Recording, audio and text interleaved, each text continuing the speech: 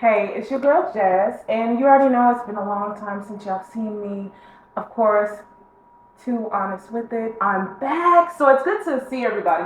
Hope everybody's been doing well. But anyway, today I have a special guest. Go ahead and introduce yourself. Okay, well, my name is Alfonza Scott.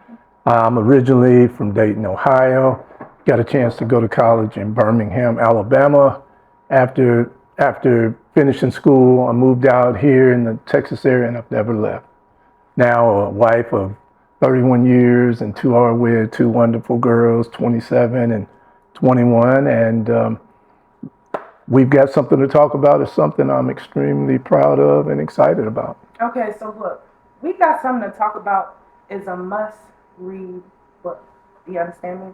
He's going to get into more detail about what this book is about, where it came from, all the good juicy details, right? But this is a must-read book for all my brothers and my sisters. Do you understand me? This book, I had the pleasure to read it for about 2 days. I am close to chapter 4 or 5, and just learning the information I've learned inspired me to want to do more with myself. Right. You know what I'm saying? So we're going to get more into that. We've already went over where you're from. Okay. So what originally brought you to Texas? Because you said you moved out here and you've been out here ever since. Yes. But what brought you to Texas? Well, just a job right out of school. Moved out here and started working with IBM and had an interesting and enjoyable tenure there. Learned a lot, met a lot of people, got a chance to network and learn a lot about business. And that's how the book really came to be. One day I was just sitting at my desk and a feeling of gratefulness came over me. And I thought about little old me, from humble beginnings, Dayton, Ohio, and here I am working at one of the largest and most successful companies in the world. So when that feeling of gratefulness came over me, I started penning a letter that I sent back to my school, basically just thanking them for allowing people like myself to be able to come and learn, grow, and I thank God for them. Okay, so let's get into these schools. Yes. So what school did you attend? I went to Miles College in the city of Birmingham, Alabama. It's a liberal arts school, and I tell you what, I enjoyed my time there. Met some friends for life. Again, coming from humble beginnings, it didn't even look like I was going to get a chance to even go to college early on. But through the grace of God and Him allowing some doors to open, I kind of researched and I found out about historically black colleges and universities. So that's a powerful thing. So what was your first impression? Because I read a little bit in the book, and I know you was talking about how there was rumors about them, right? Yes. So people already had this type of, what do you want to say, mindset of what the school was without even attending. That's right. So what was your first impression of the school? My first words were wow, because of the love and the support and how those instructors blanketed me and people like me with love and support, pouring into us. And I recognized early on that this was home. This was my new home away from home. And I really believe a lot of people understood us because a lot of those people used to be us. And they used to be in that same chair or in those same pair of shoes. So they knew what we needed oftentimes before we realized what we needed. Exactly. I love that. I love the simple fact that you were able to go out there and experience those things for yourself. Yes. With that being said, in chapter 1, you spoke about how when you arrived with your mother, there seemed to be a lot of emotions that were high. Bring us back to that. Well, I think the emotions were high because it was, other than a summer camp or two that I attended, that was the first time I was going to really spend time going in opposite directions. So it was emotionally, it was an emotional high moment because I was excited about school, but you had that period where I knew her emotions were probably all over the place also. So we tried not to interface much when it came to that time to part, and it was tough, but like I said, through the grace of God, I were able to transition, and through the help of other people, and then just being in the midst of an environment where there were other people just like me from all parts of the country, from all different backgrounds, and that excited me. Man, that's a beautiful thing. Because I know, with that being said, it's a very scary thing to go off into college school. It's Mhm. not something, I mean, we talk about it all the time, but when it's time to actually go, That's right. you're like, man, now I'm away from family, especially when you're really far from family. Sometimes if it's a school that's up the street, that's a little bit different from being in a whole different state, even to an hour to 2 hours. Yes. Especially when you're not used to doing things as such and being away from family. In that time of being in school, you learned a lot.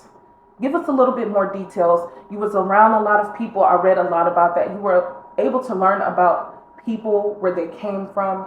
Besides that, you spoke a lot of what the school was able to provide to you. Yes. What did Yes. what was the school able to provide to you? Well, and I think the thing that draws people like me and others to HBCUs, it comes down to the environment that they provide, and it was a raised by the village mentality, and we all recognize that early on, that although we were all in school by ourselves, we knew that we had a base of people who were extensions of our parents and grandparents, and because of that, many of us were able to transition, seamlessly. Right. We were able to adjust, and again, realizing that they knew who we were because many of them used to walk in the same moccasins that we did, and they recognized a lot of the needs that we didn't early on, but it wouldn't take long for us to make that transition and to be able to continue on learning and growing with other people that look like you. That look like you. That's a beautiful thing. So we're gonna go back to rumors, and I want to bring it back up because I want to know your input when it comes to what would you pretty much say, or what would your advice be to people hearing rumors about certain things? What would you tell them, especially with not just the schools, in general in life? What would you tell them when they hear rumors about certain things? How would you tell them to go about things like that? Taste it for yourself. Come on now.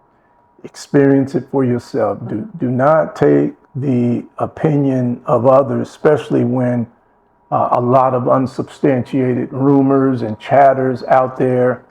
Because as African Americans, we've experienced that in almost every walk of life, where we've been conditioned by some to believe that our schools are inferior, our neighborhoods, our churches, jobs, et cetera, et cetera. You look at DEI, and some want others to believe that we're less than qualified to do jobs and to operate in professions, and that's just simply not the case. We are well qualified, and we've been well groomed and well trained thanks to historically black colleges and universities. Oh man, I love that. I love that answer completely. Go out there and taste it. Go Yes. see what it's about before you just take somebody else's word for it. I'm big on let me go see about it. I hear what you're saying, okay, but I'm gonna go see about it because I'm not just gonna take your word because I can miss out on my blessing by listening to Absolutely. the next person and what they're saying. So I read how Dennis, in I believe he was class of 1983. Okay. He said that he was the first family member to attend college. Do you think this still stands as true in the black community today?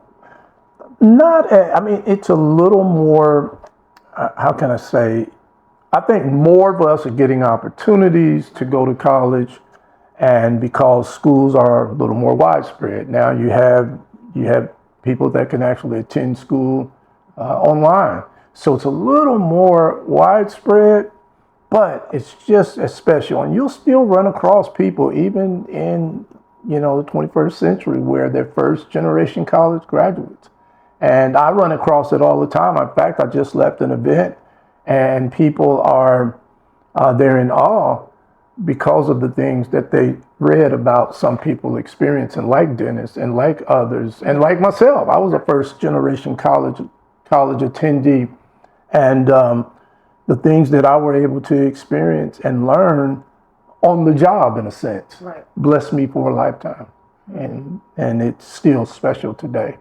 And it's still special today. All those things that you went through and experienced, you being able to share those with other people, those memories, is profound. Because even with, like I said again, it's a must read. All the experiences that I was able to read, and then just you have men, women of all ages. And then he goes back, I mean, it dates back. How far does it even date back to? Well, I got some testimonials and some stories from attendees that went to HBCUs all the way back from the mid 1940s, 50s, 60s, all the way up to present day. And as you can imagine, your allergies start to act up a little bit when you hear some of those stories, because they were going to school when it was dangerous, when it wasn't accepted, when just wanting to go to school to better yourself and your family's, situation, it could cost you your safety, and in some instances, it could probably even cost you your life. And it took some sacrificing. And that's why I'm so thankful and so grateful to those patriarchs and those matriarchs, because those are the shoulders and backs that we're standing on. And I think when more and more people read this, it'll take them back. It'll take them back to a place, but it'll also forewind them to a place, and they'll do what I did. You'll pause for a moment, and then you'll thank God for those that did it before you and did it because of you. Yes, and they definitely paved the way for the people that's going to school now. Because a lot of our ancestors, a lot of our family members, friends, they paved the way for a lot of us to be able to do half of the things that we're able to do today. Yes. So you saying that it's dated back, from, you said 1940? Yes, I got a chance to talk to, and just like you're doing, I got a chance to interview and get personal with a lot of people in some living rooms, and in some places that the intimate details that they would share with me about their experiences. Several times we just had to excuse ourselves and break because it was so emotional, and it still meant a lot to them, even present day, interviewing them. But when they start thinking back and thinking about those experiences, it was special to them. I recognized that, and many of them had to regather themselves before the interview continued. So I know how it feels. I didn't go back to school in the 40s and 50s and 60s and 70s, but I understand. I understand what it took and how much focus and everything that they put into it, how that enabled them to transition and go through school, graduate, be first generation graduates and things like that. It was special. Do you feel that being the first generation to go to college, is that a lot for a person to bear? It is. You're scared, but at the same time, you're proud. I remember one story, and it's in the book, where the young lady was sharing that she never had a problem going to class because she had professors that encouraged her, that told her almost on a daily basis how bright she was, how sharp she was, how bright her future looked. And she said she was fine as long as she was going to her classes. And it was never about arithmetic and reading that came natural for her. But there were many nights that when she went back to the dorm, that she thought about quitting and going home. And it was hard because she didn't have a map. Being a first generation college, she didn't have a map to follow. At the end of that interview, she said, "I'm glad I didn't quit because I realized I was the one taking the map back home for her siblings and for her relatives." And that was special. So even though she thought about throwing her hands up and laying her pencil down for the last time, she was glad that she didn't, because she was the one that they were betting on and hoping for to go and finish, and she did. And it kept her going. Absolutely. I mean, sometimes if you don't have anyone in your corner, sometimes it can be really hard for you to continue. It's been so many times when I was like, God, look here, man. Yeah. I'm about this close. If I didn't have my kids, if I didn't have my sister, if I didn't even have my fiance today, it would be a lot of things that I would quit a long time ago. Amen. So just knowing that she had that, not just that thought, but that mindset that, Yes. you know what, I have so many people counting on me. That made her get up the next day and the next day and keep the grind. Because, baby, ain't nothing about school easy. That's Oh right. my God. That's I've right. thought about going back to college so many times, and I just talked myself out of it. But now I'm to the point Go, where go. just go. Just do it. Go try to see what it's about. Get the help. There's so many different resources now these days. Here's definitely a resource right here. But just being able to find the resources at school, and don't be scared to ask for help. That's right. Especially, I'm sorry, our brothers and sisters, sometimes we are so proudful that we are too scared to ask for help. That's right. Ask for help. It's okay for you to ask for help, because I'm quick to be like, hey, I don't know. I need help. But let's talk about how long it took you to complete your book. Well, I worked on We've Got Something to Talk About over a decade.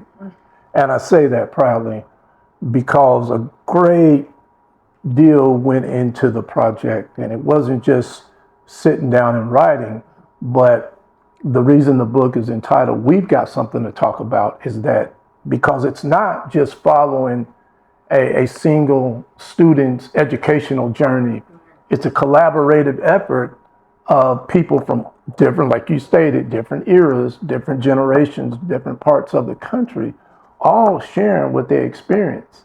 So I interviewed and I talked to hundreds upon hundreds over that decade to just get their sense and get their feel and what they experienced. And it blessed me for a lifetime. It really has. And the more I researched, the deeper I wanted to go. And that entailed spending more time. God kept telling me, Scott, do it in excellence. In other words, don't abbreviate and shortcut it because you want to finish it, Right. but do it in excellence. And he told me then that he was going to put this book in the inbox and in the laps of a lot of people in a lot of different places, most that you don't even know yet. And I received it, and I still believe it today, and that's what it's doing. The book is doing extremely well, and I'm excited to share that. I'm excited for you to be here today speaking to me in regards to the book. We're going to talk a little bit more about the different opportunities that this book has opened for you and for these schools.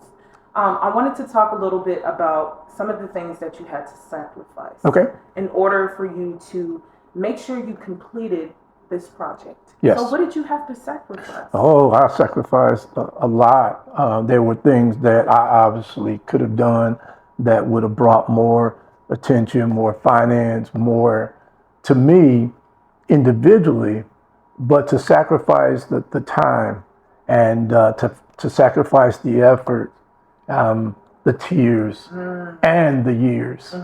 It was a sacrifice, but I learned early on that it was worth everything that I would have to give up and ultimately sacrifice because the story needed to be told. I was in a restaurant, hadn't been in Dallas, too long, and I overheard a conversation between a young lady and her mother, and the young lady was sharing that she had an interest in HBCU schools, and but because of all the chatter and all the rumors, all the negativity that surrounded them, she decided not to any longer pursue them.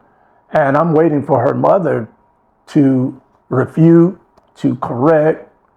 And she pretty much admitted that she heard some of the same rumors and some of the same chatter. And she basically gave her an out. I wanted to intervene so bad, but I didn't. But I knew then that the real story needed to be shared. And who better to give a voice than those of us that actually lived it? Exactly. Again, that goes with just listening to what other people have to say. Be willing to be bold and do things that everybody else is not willing to do. I think that's the scariest part about it is because it's the unknown that we don't know about. So Absolutely. of course that makes us a little finicky. That makes us a little scary and timid. But it's okay to be timid, but do it like you said with excellence. Yes. Just do it because you know you can. Do it because life is too short to say to myself, "I wish I could have, would have, should have," Shut up. Amen. and I didn't give myself that opportunity to do so. Right. Yes. So we talked about sacrificing. How important is it for a person that's going after their dreams to realize that sacrifice is a good thing and not a bad thing? It may not be part of the curriculum, but it's necessary for our respective journeys. Sacrifice. And sacrifice, in my opinion, sometimes it means hard for me, but better for you. Yeah. So as I made the sacrifices, and even before my children were born, I knew that it would benefit them. And I knew that they would be beneficiaries of it because of the sacrifices that I made. And I think it's the same thing forwarding, looking forward with other potential HBCU attendees that'll get a chance to go because people like me told the story, because people like those live the story. Exactly. Your words are just profound and needed to be heard today. You're giving a lot of people, again, inspiration. So we want to talk a little bit about faith. Faith. How much did faith play a part in you completing your book? Because sacrifice is one thing, but faith is a whole nother ball game. Because I believe you have to have both in order to get wherever you're going on your journey. Absolutely. You were able to sacrifice, but you could have sacrificed and been like, I just don't think it's going to work, right? That's not having faith. So with that being said, did you have faith in this whole process? I had to. I had some fear, like I shared with you and others before. There was a little trepidation because you hadn't experienced that and you didn't have a map necessarily to go by. But faith was always the motivation. And to me, faith is not just believing what God can do, but faith is standing and believing what God will do.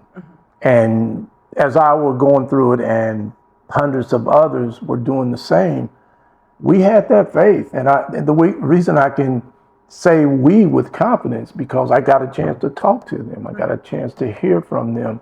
And that was one of the words that always came up, faith, trusting God, believing that God will open the door and make it happen. There were some times that tuition payments needed to be paid before I could go on.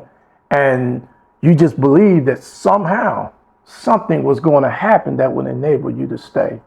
And it did. And a lot of times it came courtesy from others, some professors, some administrators, some dorm room attendants, but somebody always came through to allow us to stay the course and to finish what we started. So with your sacrifice, with your faith, made it be possible for you to be able to complete your book. With the completion of your book, what opportunities, what doors have opened for you? Quite a few, and I look for more to even swing open. Right. It's not just a talking point, but it's a connecting point because so many people identify with it. Even if they didn't get a chance to go themselves, we still had the same matriarchs and patriarchs. We were still from the same neighborhoods and the same churches. So just the fact that people could identify with it, they like, here, Scott, pull up a seat. Let's talk about it. Here, Scott, let me, flick through it and read a few pages. And with that, it inspired and motivated people to read further and to complete the book. I would get calls and they would say, man, I would love to introduce you to this. I was just at an event and the YMCA was sponsoring a back to school, for the middle-aged high school kids in the community. I met the director. And because the director and I were able to connect, he's invited me to come out to share with them. So those type of doors have swung open and they continue to. The book it's doing well nationally. I'm happy to report. I was able to, there was a lady that she got a hold of the book, read the book, and she got so excited about it, she reached out, which I ask a lot of people to reach out and let me know your thoughts. Well, make a long story short, we were able to get her son in college. And it didn't look like he was going to have an opportunity to go this year. Her biggest concern was that she was from Detroit, I didn't want my son to end up having that idle time and then fall prey, to the wrong crowd or the wrong people. And through our due diligence and working and connecting the dots, he's leaving next Wednesday for school. Oh, that's a blessing. I'm telling you, because some people don't think that it's possible. Yes. And anything is possible. Anything is really possible. I know it's easier said than done, but anything is possible with the right people. And sometimes it's not what you know, it's who you know. Yeah. Because somebody might know somebody that knows somebody that knows somebody that can be able to give you that helping hand. Yes. Right? So I feel like that's profound. I read something in your book when you said, what did you mean by thank you for seeing me? Yeah. Thank you for seeing me. What did you mean by thank you for seeing me? Thank you for seeing me. And even before administrators or schools start delving into to histories, to your grades, to your test scores, I were appreciative of the fact that they saw me. Somebody read my story, and when I say my story, I'll share with you a little later about that. Not just this book, but my story of one that somebody had to read it, somebody had to see it, and somebody had to give me an opportunity based on what they read and what they saw. And they did that. And when that door opened, I ran through it, and I've been running ever since. And been running ever since. Man, that's a beautiful thing. Hey, if you fall, that's okay. Get up and dust yourself off. And sometimes you have somebody there to dust you off if you allow them to. Remember, right. I think we have spoke about the simple fact that you were able to go on your journey and reach out to somebody. On your process of going through your journey. Now, we have to understand that when you're going through your process and your journey, not everybody is meant to come. Okay. And that's something that we have to realize. But the simple fact that you were able to reach back and help those, that's just going to continuously bless you on your journey. You have to be able to reach back out to those people. That's right. And just allow them to know that, hey, we're still human. And I believe that we're here to service people as much as possible. That's right. Help those as much as possible. I know it's different for everybody, different stroke for different folk. Okay. But the simple fact that you was able to help this young man to go to school, you have definitely changed his life for the rest of his life. You have made an impression that can never be changed. Right. Right? So with that being said, I know I don't know if we spoke about it so much during the interview, but we did speak about how your health was one of the reasons why you end up going to school, or the change of course of events happened, correct? Yes. So let's say with your health, if things didn't go the way they intended or went, right, where do you think you would be here today? Do you think that you would be playing ball like you were, or where do you think you would be? Well, that's part of my story, and that's part of they saw me. I was a pretty good athlete growing up, and I had scholarship aspirations. As a young kid, I developed a bone disease. It's called Osgood-Schlatters, and what that did is that without any notice, these huge knots would develop on my knees, and when they did, they were excruciatingly painful, and they would last sometime weeks at a time. And they were so painful, I needed help putting my own pants on, and I needed help getting off the school bus. That's how painful they were. Well, at the time, they were serious discussions about my sister told me, I didn't remember. She said they had even discussed amputation at one time. And I'm going and I'm growing as I know to do. And when my junior and senior years came up, I wasn't able to play ball. So there goes my opportunities to get scholarships. So I grew up and, I kind of made some adjustments and I decided to enter the military. The doctor told me that this condition occurs in a lot of young boys who do a lot of continual running and jumping. But usually they grow out of it and they're able to go on with life without any long-term treatment. So just like the doctor said, things kind of subsided and I got a chance to, like I said, join the military, pass the physical. And when I went off to the military, I was excited about my new career path. And so I went, and probably midway through my basic training, I woke up in pain one night, rolled the covers back. There they are again. There they are again. And of course, that was debilitating to me. After going back and forth, and they put me on light duty to no duty, they recommended a medical discharge, which was granted. So I came back home and I was dejected, as most 17, 18-year-olds would be. Couldn't go to college, sent home from the military. I don't know what I was going to do. So got a job at a temporary agency, and on my way from work, a lot of times I would go to the library and I'll start researching schools. This is real talk. I start researching schools. I would write down, now I hope I'm not giving my age away, but at that time we didn't have the internet and we couldn't Google, so you actually had to write down stuff, and I would send letters. So I must have sent 45, 50 letters to schools all over the nation asking for an opportunity to come. I shared my story. I shared the fact that my mom didn't have much money, but I promised to work extremely hard. And I never got a single response, not a single response. One day I came home and my mother said, "You got a piece of mail on the kitchen table?" I said, "Oh." I went in and it was a big manila envelope. It happened to be from the school that I ultimately attended and graduated from.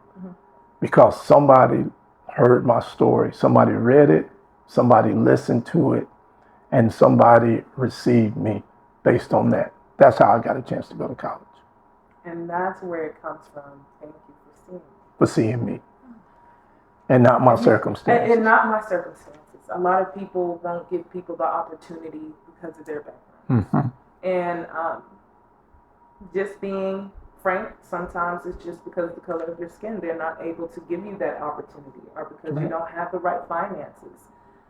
So in the simple fact that you were able to work 45 letters is a lot. That I would have got a hand cramp, okay? But the simple fact that you were able to send those letters out, even though you didn't get a response, you still sent another one. You still sent another one. It was the dedication, it was the determination that made sure that you were able to finally get someone, like, finally somebody listen to my story. Well, let me tell you what it was. And at the time I didn't know it. It was the only HBCU that I reached out to. And I didn't find out that until later. But our schools are built with our minds in mind. And they know that we come from a variation of backgrounds. They know that we have stories. They know that we come out of some situations, but that doesn't scare them away from making it about us and seeing us and hearing our stories and listening. And that's why they're so important. See, because the experiences, I don't delve into the history in this book. There's been enough books written on the history of HBCUs and some of those historians. What I delve into are the experiences. That's it. That's the experiences. I want to hear what you experienced when you went to school in 1975. I want to hear what you experienced when you went to school in 1952. It's in the book. And those testimonies and those stories are changing lives because people are seeing that what they say, well, hey, I knew about the bands, I knew about the football teams, and I knew about fraternity and sorority, but I didn't know it was going down like this on HBCU campuses. Right. And then it just shows you from the different years the differences that people went through. Like, even if some of those people attended the same schools, That's right. going years apart from when the last person went, it was a huge difference. Yeah. Especially when you have these students that were going through segregation times. That's completely different. What are some of the things that you learned from taking all these stories from all these different individuals from different time periods? What did you learn collectively about all these people? Was there anything that they had in common? Was there anything that stuck out to you? What did you learn in that process? Well, there were a lot of similarities. I mean, different eras, but there were some similarities. And the similarities, I think we all appreciated, and I'll go back to that raised from the, village mentality. We all appreciated having the extensions of our parents at our schools because we were in semi-controlled environments. I think we've all heard that when you go to college, you don't have to worry about anybody looking over your shoulder or telling you to do this, giving you directives to do that. You're on your own. Not at HBCUs. HBCUs we still have people planted almost like they're hall monitors. Right. And almost like they're purposely planted there on campus to ensure that people like me and others get the chance to grow and to learn. And even though I felt like I was ready at 17 or 18, I was a wild weed. Right. And I needed that nurturing. I needed someone to say, no, young man, you need to be in class. No, young man, hey, I noticed that you missed a couple of my classes back to back. Mr. Scott, is everything okay? And I'm like, yes, ma'am. You might have said that this semester. You'll never have to say it again. So we needed that, and we got that. And because of that, it blessed a lot of people, and it's still doing it today. Right. It takes a village. People don't understand that. It takes a village, not to just raise kids. That's right. It takes a village, period, to just raise anyone. It takes a village. Yeah. Having that support system help you and hundreds, thousands of people be able to graduate. That's right. Having those mentors are very important to people's growth, especially when you're coming from that high school to college. It's really important because a lot of people don't even know why they're going to school, what they want to do with themselves. Yeah. And having someone to keep you on that straight and the narrow to be like, hey, you wasn't in my class, where have you been? Keeping you accountable for your decisions. That's right. Because sometimes, these kids go out to these other schools and they don't have those type of mentors. So they lose themselves. That's right. And now they're failing classes, now they're flunking, now they pretty much get withdrew from school because you're not doing the things that you need to do. That's right. So having those opportunities that you had at these type of schools, right? That's right. Have paved the way for not just you, thousands, have created these opportunities, have built relationships, families. Even though we don't have to be from the same blood to be considered family, right? That's right. So with reading your book, what do you want your readers to gain from reading the book? Well, I want them to be inspired, especially the young hopefuls. I want them to be inspired to let them know that if it were made possible for Sherry, class of 68, if it was made possible for Fred, class of 1970, those same opportunities can be available to me, class of 2026. And because of everything that I've heard and that I've read and that I've listened to, I'm even more excited to delve into that and to take on that experience, because it's not HBCUs, it's not just about academics. It's about growing in every aspect of our lives and maturing. And it allows us to do that. And I like the word you use, accountability. It allows us to do that because they hold us accountable. It's like, young man, I'm not going to lower the bar, but I'm going to strengthen your legs so you can jump higher over the bar. And sometimes that's all it takes. Yeah. Give me a little inch and let me jump over that. Give me another little inch. Sometimes you got to take everything in doses. That's right. Right? That's right. To make sure that you're able to succeed. Because sometimes you give something to someone and they're not ready for all that. So now they fail. Yes. So giving them little bit by little bit by little bit, setting those short time goals will help you be able to get to that ultimate goal that you have, right? Absolutely. So I think I listened to one of your other podcasts. You had another interview, and you stated something about having some, is it seminars or summits? Yes, summit. That you are looking to do in the future. Let's speak a little bit briefly about that. So what should we be looking for? What should we anticipate for? Well, keep up, follow. We've got something to talk about because we're going to be doing a lot. Everything from summits to different podcasts, going to speaking engagements. You name it, we'll do it. Seminars and all these things to just really be able to expound upon the book and on the experiences, but to really enlighten, to really inspire a whole lot of people that don't know much about what we're talking about early on. Hopefully they'll learn much more after listening and after reading the book. So I don't know about y'all, but I plan to be at some of these summits and seminars coming up soon because I have a lot to learn. I'm not going to tell y'all how old I am.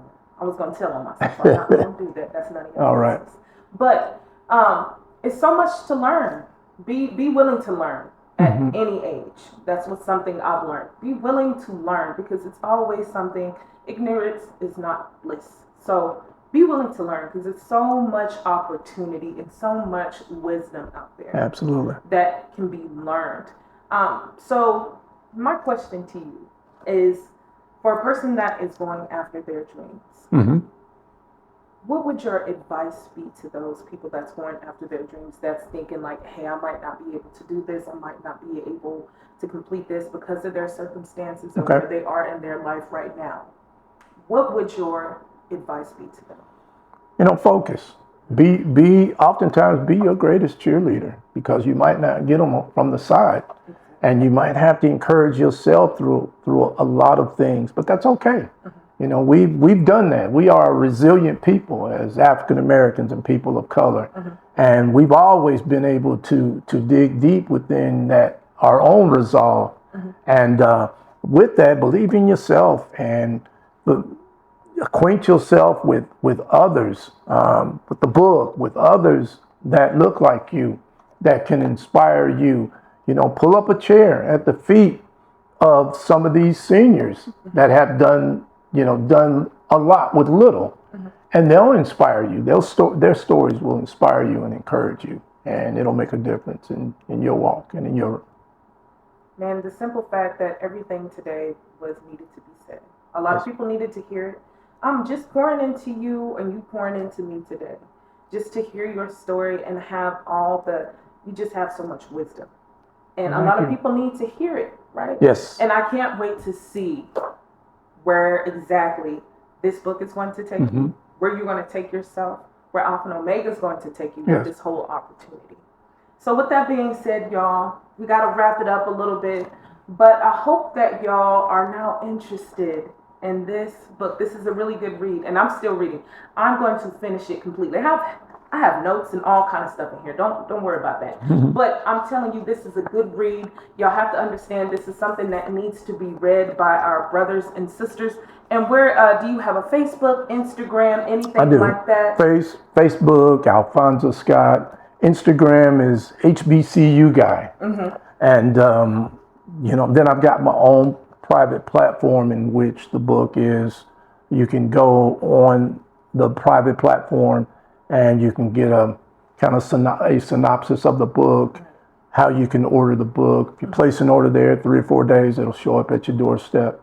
And we're growing, we're moving, and we're doing everything that we know to do as individuals that have benefited from the experience. All right. Before we left, I wanted to read this, if it's okay. That's okay. Go ahead. This is the actual letter that I wrote to my school when I told you that I was there in the office working, and I just wanted to pen a letter and send it back to the school to thank them for allowing people like me to come, in other words, to see me. Right. And I wrote it anonymously, and one of my coworkers that saw it, she said, well, why did you write it anonymously? I said, well, because I didn't want it to be about me. I wanted it to be about them. Mm-hmm. But I wrote this, and this has been many moons ago. But it says, Dear Black Institution of Higher Learning, thank you for being the great educational giant you are. When I arrived here years ago with little to no idea of what I wanted to become, you took me under your wing while instilling in me the very things to become successful. You recognized something special in me when some, including me, couldn't see beyond mediocrity and weren't interested in looking too far beyond that. You, along with several dedicated professionals, would not let the lack of effort or resources become dream dimmers or prevent potential from being discovered. Thank you for seeing me. Even when pointing out my deficiencies, you didn't just dwell on them, but you complimented and encouraged my abilities. Your existence is so precious and important for people like me who need what you offer. You dampened my appetite, so I now realize if I can dream it, I can be it. Never had I witnessed or experienced such dedication, and although unfairly criticized and misrepresented at times, you have always been committed to the growth and success of every single student to enter and exit through your doors. As a proud graduate saturated with special memories and experiences, I depart with more than a degree. I now have the wisdom to see it while owning the skills and the confidence to seize it. Thank you, Black colleges. Sincerely, all of us.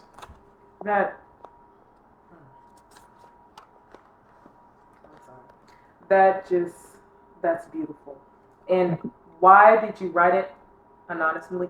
I don't understand, but you didn't want to just shine the light on you. You wanted it to be known that thank you for giving us all the opportunity. Amen. And if you can, you said what in there? If I can dream it? If I can dream it, I can be it. That should be everybody's theme for the rest of the year. If I can dream it, I can become it. Yeah. If it's in your fruition, anything is tangible. So I do appreciate it again for you to be able to bless me with your presence. Well, thank you for having your me. Wisdom. Y'all definitely need to make sure y'all read this book because this will definitely make you tear up. I teared up a few times and I was like, look, not today, not right now. But y'all need to really take the opportunity to read this book. And take your time with it. Don't rush it. Like he said, it took him 10 years now. Don't try to rush this in a week. Take your time. Give yourself a month with this book to really digest and understand what you're reading. Right? Again, thank you for coming and giving me the opportunity. And we should be hearing from him again soon. Oh, absolutely. Absolutely. Well, bye, y'all. Right. Thank y'all for having me. Thank you.